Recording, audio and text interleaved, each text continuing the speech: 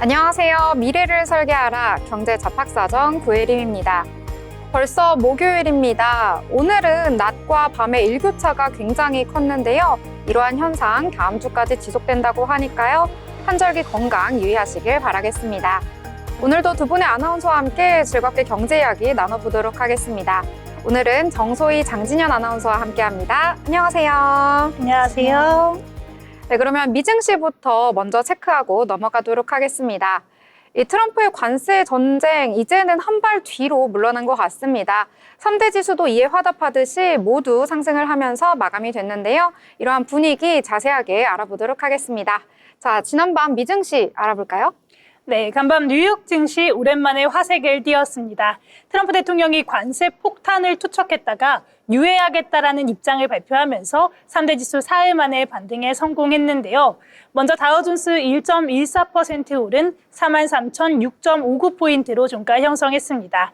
나스닥은 1.46% 오르면서 18,552선에서 마쳤고요. S&P 500도 1.12% 상승하면서 5,842.63으로 거래 종료했습니다. 오늘 3대 지수 모두 장 초반부터 상승세 보이다가 중간에 잠깐 주춤하는가 했더니 그래도 다시 반등해주면서 일제히 1% 넘는 상승세 보여줬습니다. 그럼 글로벌 뉴스 보시면서 오늘 시장 왜 이렇게 움직였는지 좀 더 자세히 살펴보도록 하겠습니다.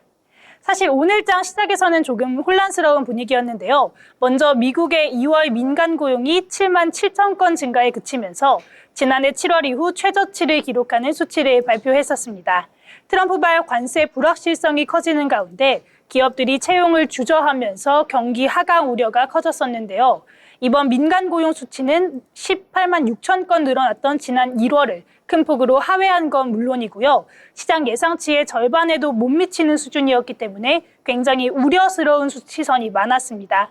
다만 PMI는 ISM이 53.2, S&P 글로벌이 51을 기록하면서 사전에 발표됐던 예상치를 모두 상회하는 모습이었습니다. 이렇게 PMI가 개선세를 보이면서 경기 둔화 우려를 다독이는 모습이었는데요. 여기에 북중미 3개국 관세 행방에 모든 주목이 쏠리면서 오늘 시장 출발했었습니다. 그런데 다행히도 트럼프 대통령이 멕시코와 캐나다에 25% 관세를 발표한 지 하루 만에 자동차 업종에 한 달간 관세를 유예하겠다는 입장을 내놨습니다. 이렇게 백악관이 추가 관세 면제 가능성을 열어놓으면서 관세 갈등은 어느 정도 일단락된 상황이었고요. 트럼프 행정부는 빅3 자동차 업체와 통화를 한 뒤에 관세 유예 조치를 내놨습니다. 미 완성차 기업들은 일단 한 달 동안 25%의 관세 폭탄을 피할 수 있는 시간을 벌게 됐는데요. 여기에 레빗 대변인이 추가 관세 면제 가능성 또한 시사하면서 트럼프 행정부가 내놓을 후속 경감 조치에도 이목이 쏠리고 있는 상황입니다. 또 트럼프 대통령은 캐나다의 트리도 총리와 50분간 통화하고 통화에서 관세와 마약성 진통제인 펜타닐 단속 문제를 논의했는데요. 트럼프 대통령은 이날 SNS에 캐나다의 지스탱 트리도가 관세와 관련해 어떤 것을 할 수 있는지 묻기 위해 전화했다면서 그 통화는 다소 우호적인 분위기 속에서 끝났다고 이야기했습니다. 또 현지 시간 6일 오전 세인바움 멕시코 대통령과도 통화할 예정인 것으로 알려졌습니다. 이런 상황 속에서 미국 페드는 베이지북에서 관세로 인한 인플레 우려를 확인했다고 밝혔는데요. 트럼프발 관세 불확실성에 대한 기업들의 우려가 크게 증가했다는 페드의 경기 진단 결과가 나온 겁니다. 이번 베이지북 보고서에서는 석유화학 제품부터 사무용 장비에 이르기까지 제조업 담당자들은 무역 정책 변화에 대한 잠재적 영향의 우려를 표명하고 있다고 밝혔다면서 대부분 지역의 담당자는 잠재적 관세로 인해 가격이 인상될 것으로 예상했다. 또한 기업들이 선제적으로 가격을 인상했다는 보고가 있었다고 써 있는데요. 베이지북은 많은 기업들이 경제적 불확실성이 커졌다고 지적을 했고 또 관세에 대한 우려를 표명했다면서 기업들의 관세발 인플레이션 우려가 커지고 있다는 점을 거듭 확인할 수가 있었습니다. 이런 우려들이 있지만 그래도 오늘 미증시는 관세 유예 소식에 기분 좋은 상승을 보여줬고요. 히트맵 보시면 확실히 장이 전반적으로 올라와 준 걸 보실 수가 있겠습니다. 업종별로 보면요. 에너지와 유틸리티를 제외한 모든 업종이 올랐는데요. 임의 소비재와 의료건강, 산업, 부동산 기술, 통신 서비스는 1% 이상 상승했고 소재는 2.63% 급등했습니다. 또 미국의 자동차 업체들의 주가 상승세도 확실하게 보이는데요. 관세 유예 덕분이라고 볼 수 있겠습니다. 포드모터스는 5.81%, 제너럴모터스는 7.16%, 스텔란티스는 9.24% 뛰었고요. 오늘 M7도 애플을 제외하고는 모두 강세였습니다. 마이크로소프트가 3.19% 가장 큰 폭으로 오름세를 보여줬고요. 아마존과 메타도 2%대 상승했습니다. 테슬라도 2.6% 올랐는데요. 또 엔비디아는 1.13% 상승했습니다. 관련해서 반도체주 전반적으로 좋은 모습 보였는데요. TSMC는 2.38%, 브로드컴도 2.19%나 올랐고요. 퀄컴도 2.61% 상승했습니다. 그러면서 필라델피아 반도체 지수도 오늘 2.09% 올라오는 모습입니다. 그럼 오늘 M7 기업 주요 뉴스도 함께 살펴보도록 하겠습니다. 먼저 영국 규제 당국이 마이크로소프트와 챗GPT 개발사인 오픈 AI 간 파트너십에 대한 검토를 중단했다고 밝혔습니다. CMA는 23년 체결된 양사 간 계약이 인수합병 규정에 따른 조사 대상이 되지 않는다고 밝혔는데요. 이는 약 14개월간의 심사 끝에 내려진 결정입니다. 마이크로소프트는 오픈 AI와의 협력 및 지속적인 발전이 시장 경쟁을 촉진할 것이라고 밝혔습니다. 다음으로 테슬라 소식인데요. 미국 전기차 업체 테슬라의 독일 판매량이 1년 사이에 4분의 1로 줄어든 것으로 집계됐습니다. 지난달 독일에 신규 등록된 테슬라 차량은 1,429대로 지난해 2월에 6,038대보다 76.3%나 감소한 수치인데요. 전체 자동차 시장 점유율은 같은 기간 2.8%에서 0.7%로 줄어든 것으로 나타났습니다. 애플 소식도 빼놓을 수가 없겠죠. 애플이 맥북 에어의 새로운 모델을 발표했는데요. 새 모델에는 이전 모델인 M3 칩보다 더 빨라진 M4 칩과 업그레이드된 화상회의 카메라가 탑재됐습니다.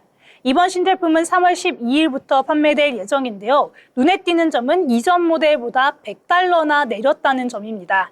미국이 중국산 제품에 대해 새로운 관세를 적용하면서 전자제품 가격이 오를 것으로 예상이 됐었는데요. 오히려 내린 가격입니다. 말레이시아나 베트남에서 생산된 제품은 중국산 제품에 부과되는 관세를 피할 수가 있는데 일단 이번 새 모델이 어디에서 조립됐는지 애플은 아직까지 밝히진 않은 상황인 점 참고하시면 좋겠습니다.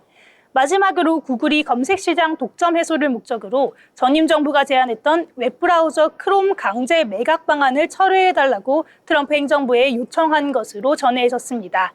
블룸버그 통신은 알파벳 산하 구글의 고위 임원들이 지난주 트럼프 행정부의 관계자들과 만나 크롬 강제 매각 방안을 철회해달라고 요청했다고 보도했습니다. 오늘 제가 준비한 소식은 여기까지입니다. 지금까지 미증시 마감 시황이었습니다.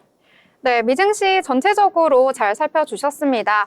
이 미증시 안에서도 관세와 연관된 자동차 관련주가 특히 강세를 보였는데요.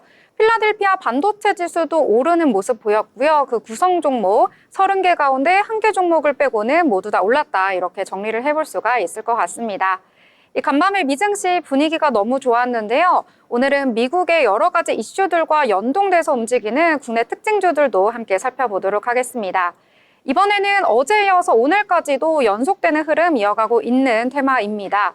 이제는 미국에서 반도체 관련해서는 조금은 악재가 나타났다라고 볼 수가 있겠는데요. 반면에 반대 국부로 철강 쪽에는 또 강세를 보이는 흐름이 나타나고 있는데요. 오늘도 그 흐름에 대해서 알아보셨다고요? 네, 오늘 저는요, 우리 오늘 시장, 우리 증시를 단단하게 지지해 주었다고 말해도 과언이 아닐 철강주에 대해서 언급을 해보려고 합니다. 오늘 우리 증시 미국에서 알래스카주의 천연가스관 사업 기대감에 국내 관광과 밸브 관련주가 강세를 보였는데요. 이는 한국 기업이 미국 알래스카 가스관 사업에 참여할 것이란 기대감이 영향을 받은 것으로 보여집니다.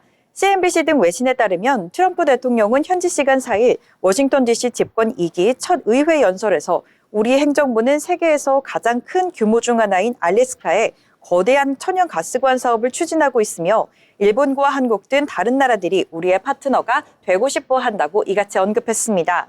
그러면서 수조 달러를 투자할 것이라고 밝히기도 했는데요. 이와 관련해 국민의힘 철강사업 지원 법안을 조속히 발의하겠다고 언급을 시사했습니다. 권성동 원내대표는 전날 경북 포스코의 포항제철소에서 철강산업 위기 극복을 위한 현장 간담회를 열고 대한민국의 철강 산업은 제조업 생산의 6.7%, 수출의 5.6%를 차지하는 만큼 국가기관 산업인 만큼 국가 차원의 보호와 관심이 필요하다고 언급하기도 했습니다.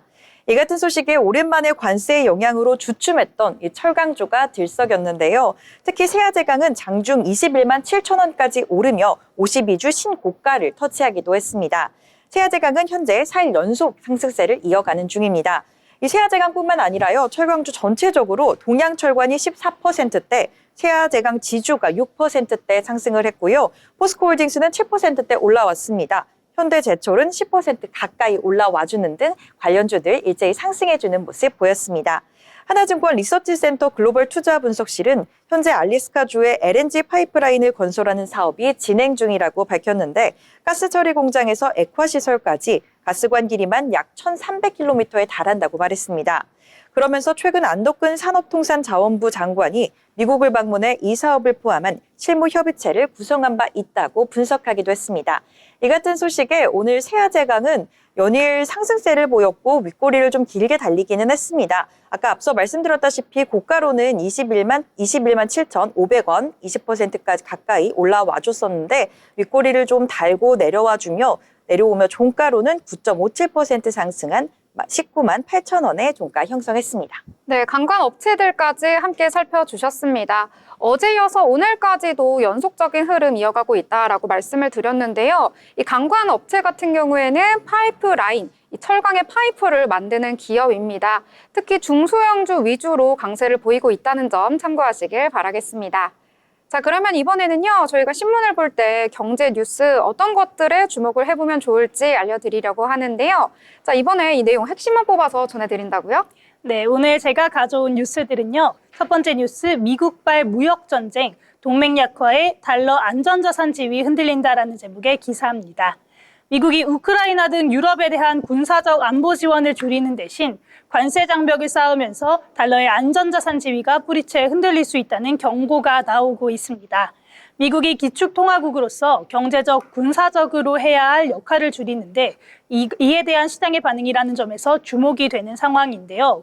트럼프 행정부가 약달러 기조를 만들기 위해 제2플라자 합의와 같은 인위적 조치를 취하지 않더라도 트럼프 정책이 근본적으로 변하지 않는 한 달러 약세가 광범위하게 펼쳐질 수 있다는 관측입니다. 또한 도이체방크는 보고서를 통해 세계에서 일어나는 변화의 규모와 속도가 너무 크고 빨라서 달러가 안전자산 지위를 잃을 가능성을 인정해야 한다고 말했는데요. 또한 유럽에 대한 안보 뒷받침과 규칙에 기반한 자유무역에 대한 존중은 이제 근본적으로 도전받고 있다면서 모든 것을 종합해보면 우리는 달러에 대한 훨씬 더 광범위한 약세 추세가 전개될 가능성에 열린 마음을 갖기 시작했다라고 전했습니다. 실제로 시장에서도 이런 조짐이 감지됐는데요. 미국의 관세 조치 발표 이후인 달러 인덱스는 107.61달러에서 105.53까지 하락하면서 약세 흐름을 보여줬습니다. 특히 미국이 동맹국에 대한 군사적 지원을 줄이면서 해당 국가들의 외환 보유액에서 달러 비중이 약 30% 감소할 수 있다는 분석도 나왔는데요. 유럽이 이에 맞서 방위비 증액을 발표하자 유로화 가치는 4개월 만에 최고치를 기록하기도 했습니다.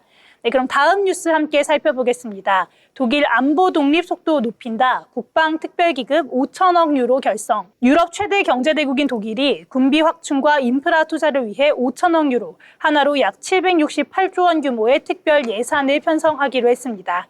이는 지난해 독일 연방정부 예산을 넘어서는 수준인데요. 현재 연립정부 구성을 협상 중인 기독민주당, 기독사회당연합과 사회민주당은 이에 합의하고 향후 10년간 특별기금을 조성하겠다고 밝혔습니다.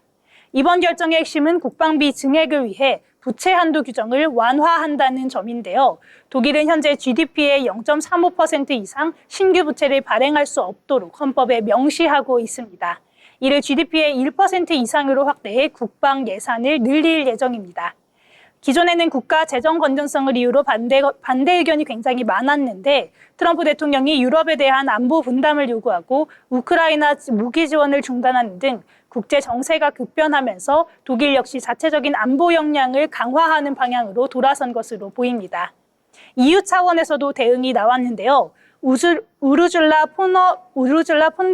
폰데어라이엔 EU 집행위원장은 유럽 국가들의 방위비 증액을 촉진하기 위해 최소 8천억 유로 규모의 유럽 재무장 계획을 제안했습니다. 이와 함께 EU 예산 1,500억 유로를 활용해 회원국들이 방공체계, 미사일, 드론 등 무기 조달을 위해 저금리 대출을 받을 수 있도록 지원할 방침입니다. 전반적으로 트럼프 행정부의 정책 변화로 인해 유럽이 자체적인 국방 역량을 강화하면서 움직임이 빨라지고 있습니다. 독일이 이번 국방 특별기금을 빠르게 추진하면서 향후 유럽 안보 정책에도 상당히 변화가 있을 것으로 예상되고 있습니다. 다음 기사입니다. 트럼프 효과에 날았다. 러펀드 3개월 최대 40%라는 제목의 기사입니다. 트럼프 미국 대통령이 지난해 대선에서 당선된 이후 각종 러시아 펀드의 수익률이 급등하고 있습니다. 트럼프 대통령이 우크라이나에 대한 종전 압박을 구체화하면서부터 수익률은 더욱 높아지고 있는 추세인데요. 금융정보업체인 FN가이드에 따르면 설정액 10억 원 이상인 러시아 주식형 펀드 9개의 3개월 평균 수익률은 21.91%에 달했습니다. 이는 FN가이드가 집계하는 20개 지역별 펀드 등 펀드 중에 두 번째로 높은 수치인데요. 가장 높은 수익률을 기록한 신흥 유럽 지역과도 비슷한 수준이라고 볼 수 있겠습니다. 같은 기간 해외 주식형 펀드 전체 평균 수익률이 0.82%에 그친 것과 비교한다면 러시아 펀드의 상승세가 굉장히 두드러지는데요. 이런 상승세는 러시아 주식시장과 루블화 가치의 동반 상승 덕분입니다. 지난 2월 한 달간 모스크바 증권거래소의 RTS 지수는 20.31% 올랐고요. 루블화는 달러 대비 9.33% 상승했습니다. 전문가들은 미러 회담에서 경제 협력 가능성이 논의된 점과 트럼프 행정부의 종전 협상 가속화가 시장에 긍정적인 영향을 줬다고 분석하고 있는데요. 다만 유럽연합의 경제 제재, 노동력 부족, 유럽연합의 경제제재, 노동력 부족, 또 인플레이션 등으로 러시아 경제가 여전히 어려움을 겪고 있는 만큼 지나친 낙관은 경계할 필요가 있다는 분석도 나오고 있습니다. 네 번째 뉴스입니다. 한국 알래스카 가스관 건설 참여, 트럼프 덕에 웃은 강관, LNG주. 어제 국내 증시에서는 LNG와 석유화학 관련주가 일제히 급등했었습니다. 미국과 중국에서 불어온 정책 훈풍 덕분인데요. 어제 동양철강과 하이스틸이 각각 가격 제한폭 30%, 29.97%까지 상승했고요. 포스코 인터내셔널은 15.31%, DK락도 15% 넘게 올랐습니다. 삼성중공업도 5.34% 강세를 보였는데요. 이 배경에는 트럼프 대통령의 알래스카 가스관 건설 발표가 있었습니다. 1,300km 길이의 가스관 프로젝트에 한국과 일본이 대규모 투자로 참여할 것이라고 밝히면서 관련 업종의 기대감이 커졌는데요. 또 중국이 경기 부양 의지를 강조하면서 석유화학 업종도 반등해줬습니다. 롯데케미칼은 18.03%, 롯데정밀화학도 9.44% 올랐고요. 대한유화도 9.48% 상승했는데요. 중국의 내수 확대가 석유화학 제품 수요를 늘려 국내 기업 실적에도 긍정적인 영향을 줄 것으로 예상되고 있습니다. 마지막 뉴스입니다. 뜨거운 방산 원전주, 비투gem이 몰려든다라는 제목의 뉴스입니다. 최근 국내 증시가 주춤하는 가운데 개인 투자자들의 신용 거래주 규모는 연일 증가하고 있습니다. 기존에 주도했던 반도체와 2차 전지 종목에서 벗어나서 방산, 원전, 조선과 같은 트럼프 수혜 업종으로 투자금이 이동하고 있는 모습인데요. 특히 개인들은 두산 에너빌리티, 삼성중공업, 한화시스템, 한화에어로스페이스 등 방산, 원전, 조선 관련 종목의 신용 융자 잔액을 대폭 늘렸습니다. 두산 에너빌리티는 트럼프 대통령의 친원전 정책과 웨스팅하우스 한수원 분쟁 종결에 힘입어 주도주로 부상했고요. 그러면서 지난달 신용 융자 잔액이 849억 원 증가하면서 코스피 종목 중에 가장 큰 폭으로 늘어났습니다. 삼성중공업은 LNG 수출 확대 기대감 속에서 463억 원의 신용 융자를 기록했고요. 한화시스템, 한화에어로스페이스 역시 방산산업 성장 기대감에 힘입어 비투 규모가 커졌습니다. 반면 반도체 2차 전지 업종에서는 신용 융자 규모가 축소되고 있는 모습인데요. 삼성전자는 여전히 5만 전자를 벗어나지 못하면서 지난달 신용 잔액이 656억 원 감소했고요. 2차 전지 업종 역시 업황 둔화 우려로 투자자들의 관심이 줄어들고 있습니다. 오늘 제가 준비한 뉴스는 여기까지입니다. 네, 이렇게 뉴스 자세하게 잘 짚어주셨습니다. 이 뉴스를 보니까요, 최근 들어서 유럽에 관련된 이야기가 계속해서 나오고 있습니다. 이 미국이 이제는 미국 우선주의를 내세우겠다라고 하면서 각국에 대한 안보에 이제는 신경을 많이 쓰지 않고 자금도 예전만큼 많이 지원하지 않겠다라는 입장을 표명하면서 이에 대한 대체제라고나 할까요? 유럽 시장이 계속해서 떠오르고 있는 것 같습니다. 앞으로 유럽과 관련된 내용도 종종 전해드리도록 하겠습니다. 더불어 본 방송에서 제공하는 정보는 투자 판단을 위한 조언일 뿐 해당 종목의 가치, 상승과 하락에 대해서는 보장하지 않습니다.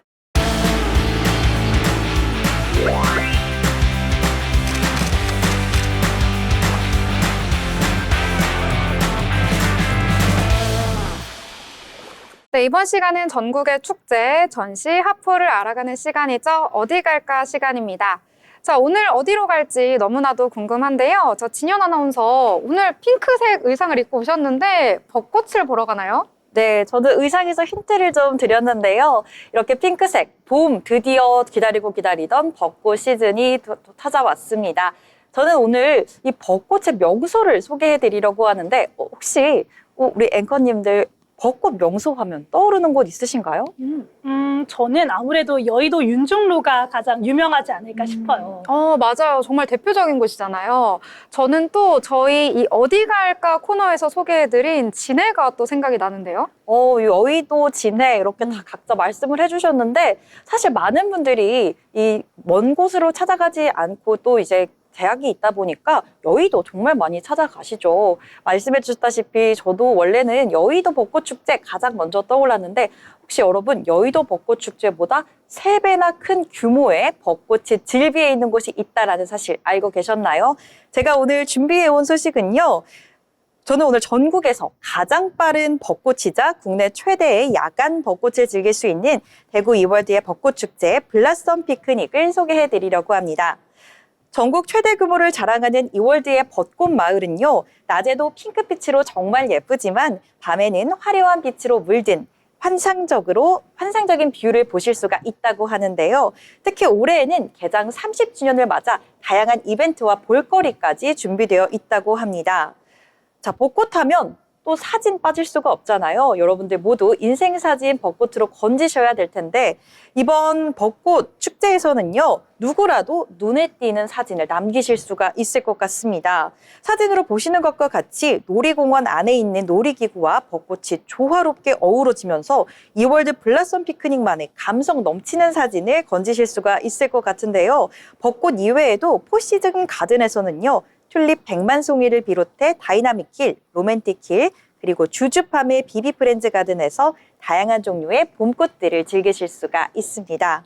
와, 사진이 너무 예뻐서 저도 사진 남겨보고 싶은데요. 사실 제가 한 번도 벚꽃 시즌에 가본 적이 없어요. 어머. 그래서 혹시 언제 가야 벚꽃 사진을 남길 수 있는지 그 기간 좀 알려주실 수 있을까요? 네, 맞습니다. 이 벚꽃이 정말 그 아름다운 명성에 걸맞게 정말 짤막하게 볼 수 있는 걸로도 좀 잘 알려져 있죠. 이 시기를 놓치면 애써 찾아간 벚꽃 명소에서 나뭇가지만 볼 수 있는 또 일이 발생할 수도 있는데요. 자, 그런 일 없으시게 제가 오늘 개화 시기를 한번 알아왔습니다. 벚꽃, 이월드에서는요, 예상 개화 시기로는 3월 20일을 선정했습니다. 웨더와이에서는 예상 개화 시기로 3월 24일로 선정한 만큼 약간의 차이는 존재하는데요. 3월 20일에서 3월 24일 사이에 방문하시면 예쁜 벚꽃 구경하실 수 있을 것 같습니다. 네, 벚꽃 보기만 해도 너무 예쁜데요. 사진까지 찍고 눈에도 담아가면은 너무나도 행복한 추억이 될 것 같습니다. 자, 저는 여길 꼭 가야겠다 이런 생각이 들었는데요. 제가 듣기로는 굉장히 넓다고 들었거든요. 어디로 가야지 좀 명소에서 사진을 건질 수 있을까요? 네, 아무래도 테마파크 안에 있는 곳이다 보니 좀 장소가 광범위해서 어디서부터 어디까지 구경을 해야 할까 좀 망설이시는 분들도 계실 것 같은데요. 자, 먼저 제가 루트를 한번 짜와봤습니다. 먼저 벚꽃타워 길을 방문하시는 걸 추천드립니다. 83타워를 향하는 길을 따라서 양 옆으로 있는 수백 그루의 벚꽃나무들은 벚꽃 터널을 형성할 정도로 정말 풍성하고 아름다운 벚꽃 뷰를 형성하고 있습니다. 83타워를 향해 오르는 길을 따라 여유롭게 벚꽃타워를 먼저 걸어보시는 걸 추천을 드리고요. 그 다음은 이월드의 대표 벚꽃 명소인 빨간 2층 버스를 타보시는 걸 추천드립니다. 벚꽃 투어리스트들이 필수로 찾는 포토스팟으로도 유명한 곳인데요. 벚꽃과 빨간 버스가 만나 만들어내는 이 경치는요, 마치 유럽 여행에 온 것 같은 이국적인 풍경을 보실 수가 있습니다. 다음으로 오직 테마파크에서만 볼 수 있는 벚꽃 회전목마에서 사랑하는 사람과 아주 로맨틱한 장면을 추억으로 남기실 수가 있는데요.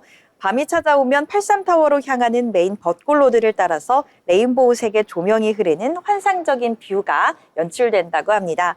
벚꽃과 조명이 만드는 특별한 순간들을 두 눈에 가득 담아가시면 좋을 것 같습니다.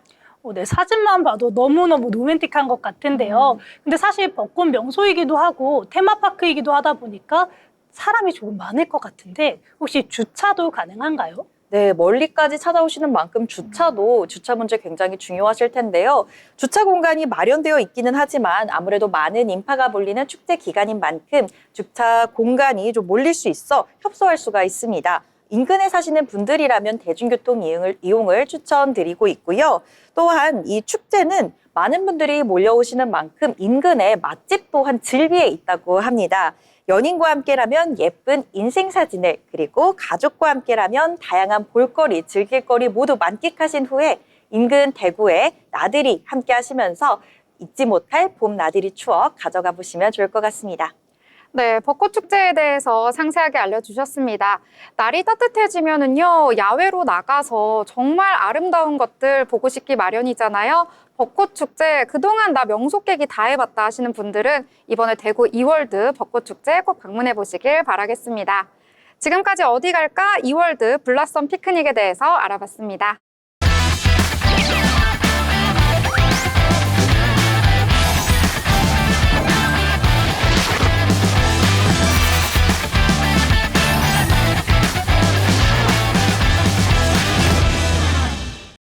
네, 이번 시간은 돈을 잘 벌고 싶은 고수가 되고 싶은 아나운서들이 모여서 경제 이야기, 주식 이야기 함께 나눠보도록 하겠습니다. 먼저 국내장 체크하고 넘어가려고 하는데요. 진현 아나운서 오늘 장 어떻게 마감됐나요? 네, 오늘 우리 국내 증시는 관세 유예 소식과 원달러 환율이 안정세를 찾아가면서 상방 압력을 받는 듯한 모습이었습니다. 차트로 한번 살펴보시면 코스피 지수는 전거래일 대비 시작으로는 0.6% 올라오며 시작했고 시작보다도 조금 더 상승 탄력 받았습니다. 0.7%대의 상승 흐름 보여주며 2,576.16포인트로 종가 형성하는 모습입니다. 상승 종목이 하락한 종목보다 좀 더 많다는 점도 눈여겨볼 만한 포인트인 것 같습니다. 코스닥도 살펴보시면요. 이 코스닥 같은 경우에 좀 하방 압력을 크게 받은 모습인데요. 4.47% 상승으로 시작을 했으나 점차 그 힘을 좀 잃어버린 듯한 모습입니다. 마지막에는 종가로는 1.61% 좀 빠져나가며 734.92포인트로 종가를 형성했습니다. 상승 종목과 하락 종목 보셔도요. 하락 종목이 훨씬 더 많은 모습 보실 수가 있는데요. 1,033개로 하락 종목이 아무래도 하방 압력을 좀 더 많이 가해주는 모습입니다. 투자자별 매매 동향도 한번 살펴보도록 하겠습니다. 코스피 오랜만에 외국인과 기관이 좀 거세게 담아줬습니다. 외국인이 1,375억 원, 기관이 1,552억 원 받아서 매수세를 보여줬는데요. 하지만 매수세를 보인 만큼 개인이 좀 거세게 던지는 모양새입니다. 3,689억 원 개인의 매도 물량이 출회가 됐습니다. 코스닥 살펴보시면요. 코스닥은 반대로 개인이 좀 거세게 담았습니다. 4,410억 원을 담아내는 거센 매수세를 보였는데요.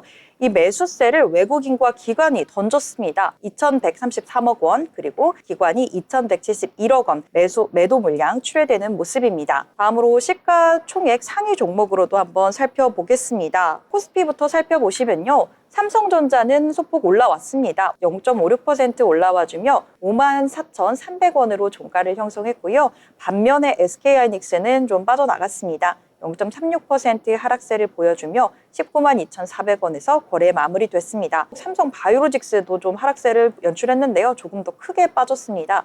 1.14% 빠져나가며 하방 압력을 좀 가해주는 모습입니다. LG 에너지솔루션은 보합권에 머물렀고요.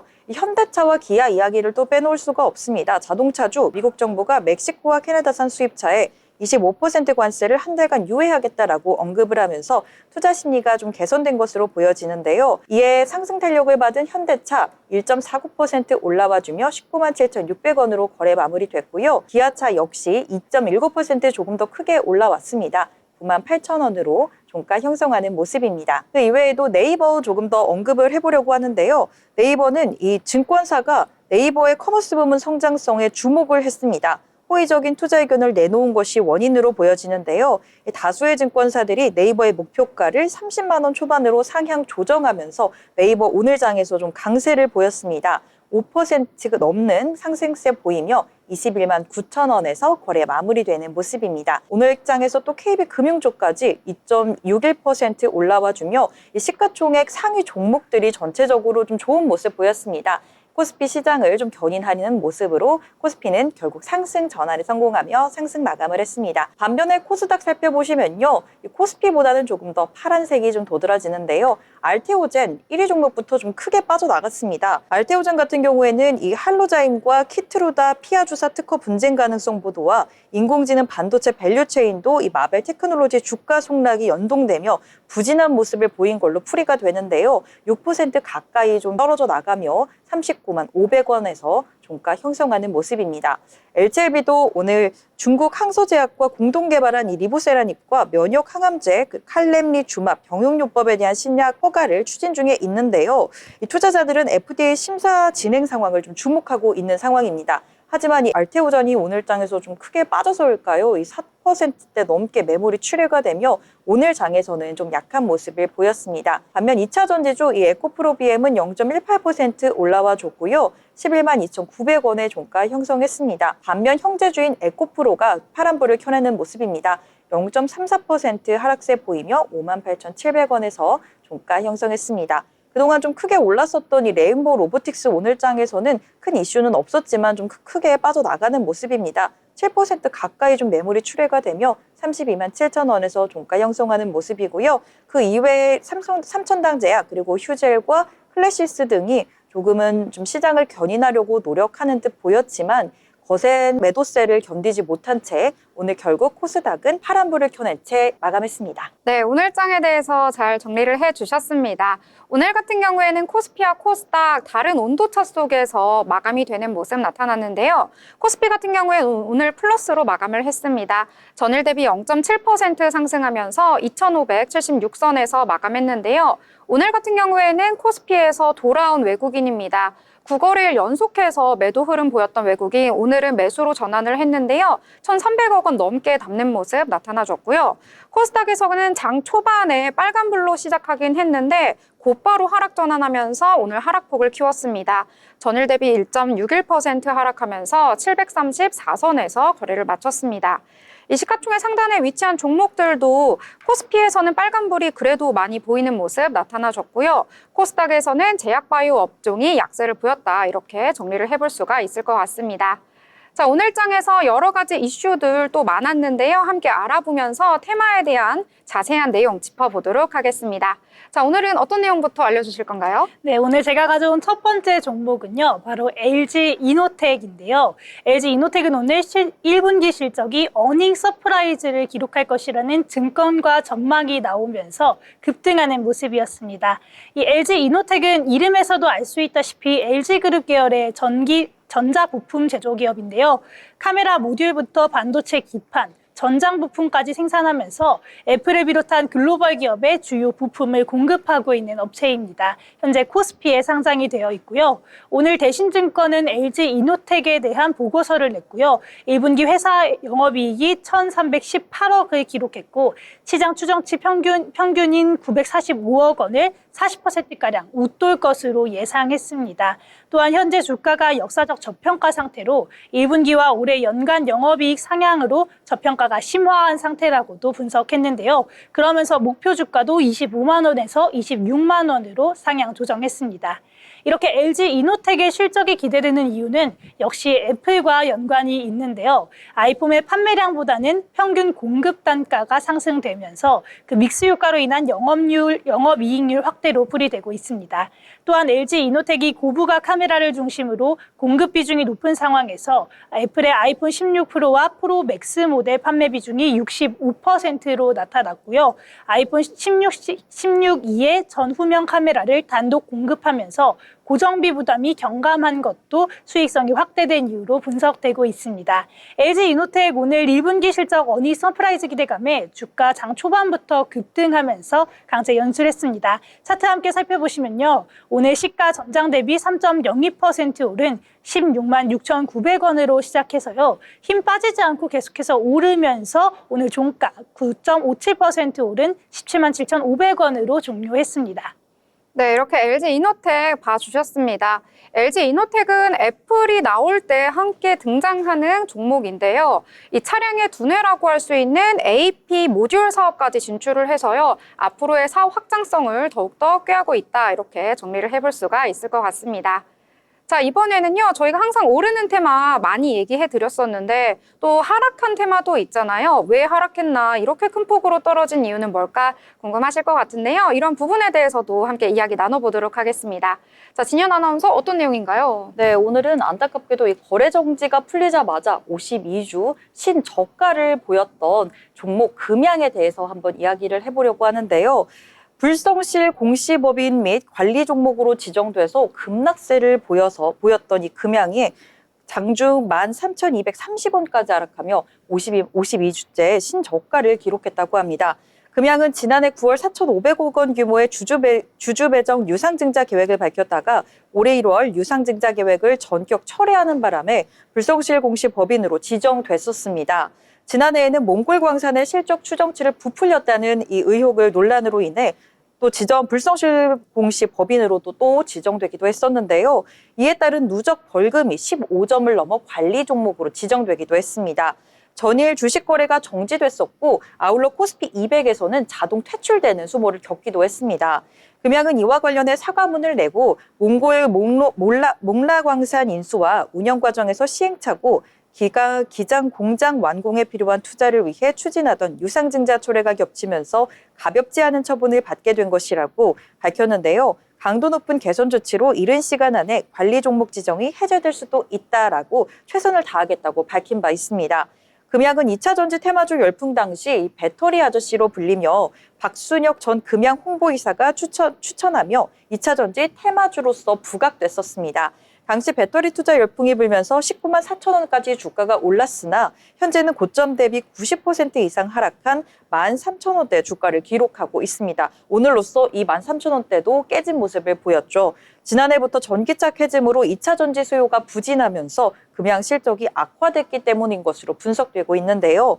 금양은 지난달 28일 연결 재무제표 기준으로 매출 1,537억 원, 영업손실 545억 원의 지난해 잠정 실적을 발표했고요. 전년 대비 매출은 1.1% 소폭 증가하긴 했으나 영업손실이 2023년 146억 원에서 대폭 확대됐습니다. 당기 순손실 규모도 604억 원에서 1,998억 원으로 급증한 점도 함께 체크해 보시면 좋을 것 같습니다. 이런 금양 오늘 내내 좀 고전을 면치 못하는 모습을 보였는데요. 저가로는 저희 오늘 26.73% 하락하는 모습까지 보였는데 조금의 반등하는 모습을 보이나 싶었지만 역시나 26.11% 하락하며 13,130원으로 거래 마무리됐습니다. 네, 금양이라는 종목에 많은 분들이 관심을 가졌었는데요. 오늘은 좀 대폭락을 겪었습니다. 거래 정지가 된 이후에 다시 개장하자마자 주가가 뚝 떨어진 건데요. 그동안 배터리 아저씨의 홍보라고 해야 되나요? 이런 것들로 인해서 2차 전지를 잘 몰랐던 분들이 많이 투자를 하셨던 만큼 이번에 이 소식 너무나도 실망하셨을 것 같습니다. 앞으로 추가적인 소식이 또 나온다면 전해드리도록 하겠습니다.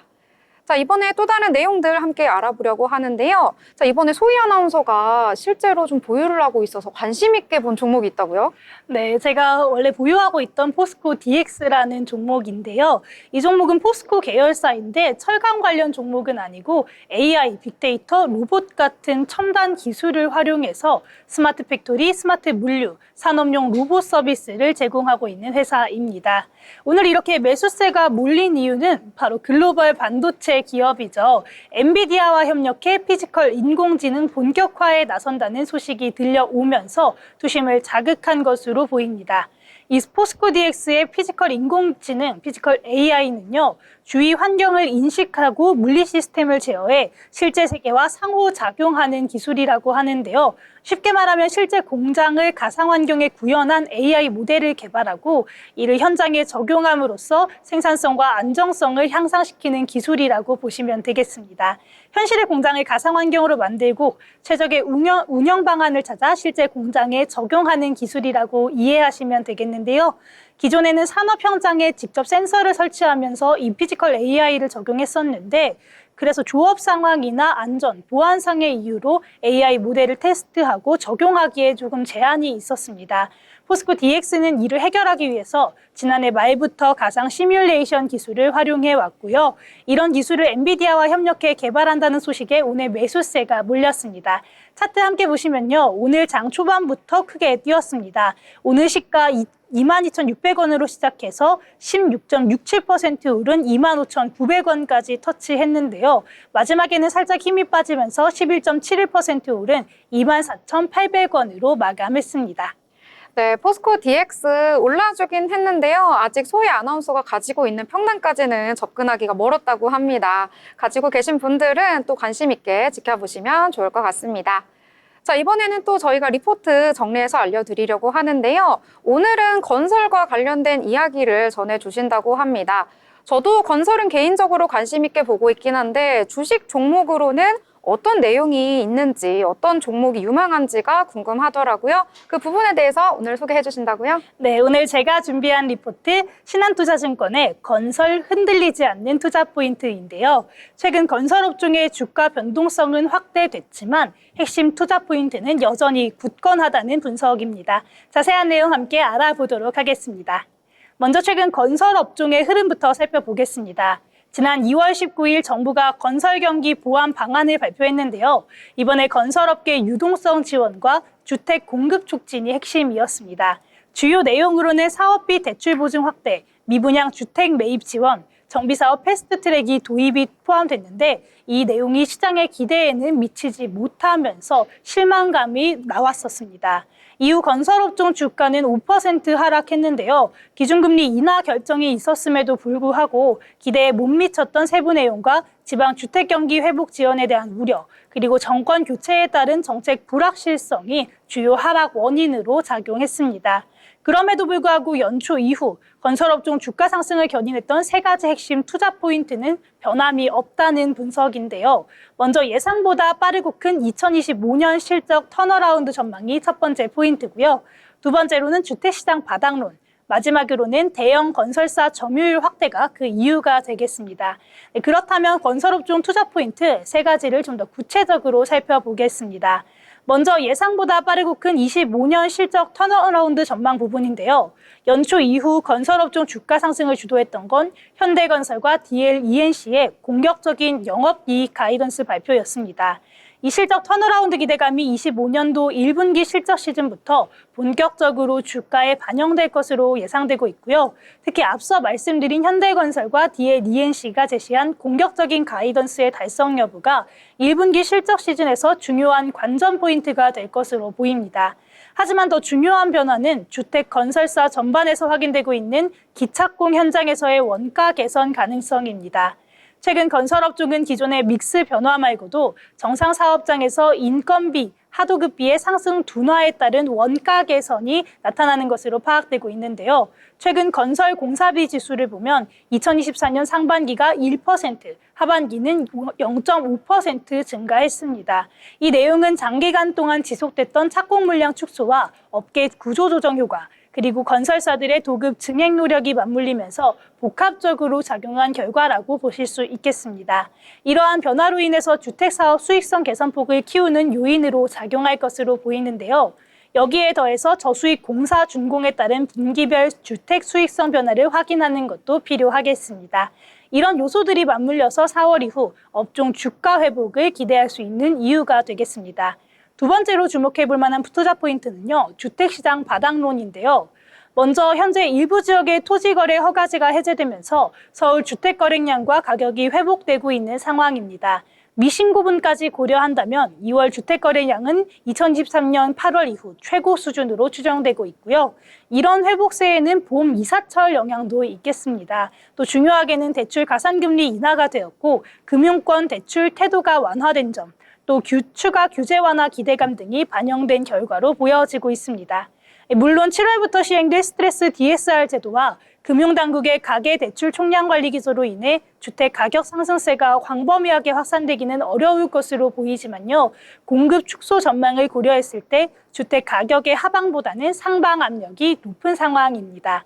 여기에 정권 안정화가 된다면 지방 주택 경기 활성화를 위한 규제 완화 가능성이 높아지는 점도 주택시장 바닥론을 뒷받침하는 요인이라고 볼 수 있겠습니다. 마지막으로 대형 건설사의 점유율 확대도 굉장히 주목해 볼 만한데요. 최근 일부 중견 건설사들이 법정 관리를 신청하는 등 업계 내 구조 조정을 진행하고 있습니다. 하지만 이런 상황에서도 대형 건설사들의 신규 수주 흐름은 굉장히 양호한 편인데요. 정부는 주택 공급 확대를 위해 정비사업 패스트트랙을 상반기 중으로 순차적으로 진행할 예정이고요. 사업성 개선을 위한 규제 완화도 재개될 가능성이 높기 때문에 신용도가 높은 대형 건설사들이 수혜를 받을 전망입니다. 실제로 대형 건설사의 분양시장 점유율은 2021년 28%에서 24년도 48%까지 상승하면서 빠르게 확대되고 있는데요. 이 같은 흐름은 2026년부터 본격적인 실적 성장으로 이어질 가능성이 커 보입니다. 그렇다면 투자 의견과 목표 주가 추이를 살펴보지 않을 수가 없겠죠. 현재 건설업종은 중장기적으로 긍정적인 전망을 유지하고 있다고 볼 수 있겠고요. 주요 기업들의 주가 목표치는 상승 여력이 있다고 분석할 수 있겠습니다. 투자 등급 기준으로 볼 때 업종 내 주요 종목들은 매수 의견을 유지하고 있고요. 6개월 장기적으로도 투자 매력이 굉장히 높다고 평가되고 있습니다.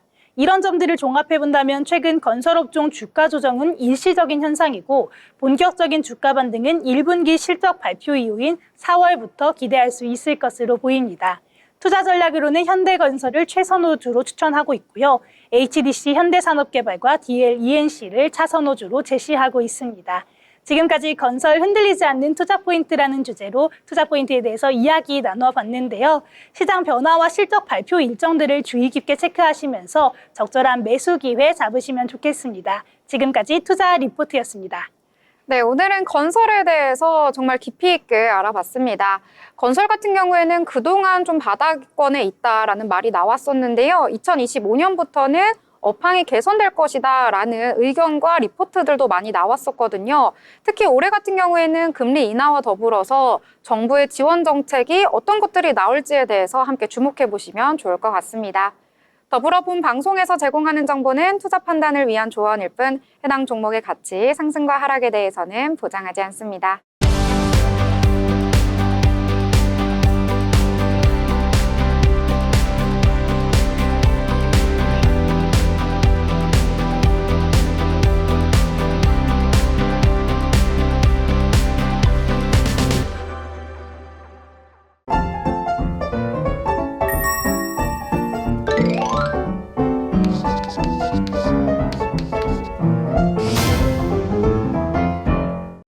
네, 오늘 장에 대해서 여러 가지 이야기들 함께 나눠봤습니다. 이번에는 짧게 요약해서 이야기 한번 해보려고 하는데요. 자, 진현 아나운서, 오늘 장 어떻게 요약하면 좋을까요? 네, 저는 한마디로 돌아와줘서 고마워요 외국인이라고 정리를 해보고 싶은데요. 간만에 어제 또 반대로 외국인들이 좀 강하게 사들여줬습니다. 이에 힘입어서 코스피 상승으로 마감했는데요. 자, 내일 장에서도 외국인들이 그대로 있어주길 바라면서 돌아와줘요 고마워요 외국인이라고 정리해 보겠습니다. 네, 외국인 제가 어제 또 돌아와달라고 말씀을 드렸는데 정말로 돌아왔네요. 자, 그럼 이번에는요, 소희 아나운서 어떻게 정리해볼까요? 네, 저는 코스닥, 코스피처럼만 힘을 내라고 이야기하겠습니다. 코스피는 그래도 잘 버텨주고 있는데 코스닥이 조금 매도량이 많은 것 같아서 코스피처럼만 힘을 내라고 이야기해보겠습니다. 네, 이렇게 코스닥까지도 오늘 상승했으면 정말로 좋을 텐데 내일을 한번 기대해 보도록 하겠습니다. 자, 저는요, 이제 내일장이 되면은요, 이번 주 마지막 거래일입니다. 마지막 거래일까지 힘을 내보자, 이렇게 정리해 보도록 하겠습니다. 자, 목요일 방송 여기서 마무리 짓도록 하겠습니다. 저희는 내일 방송으로 더 풍성한 소식 가지고 찾아뵙도록 하겠습니다. 시청해주신 여러분, 고맙습니다.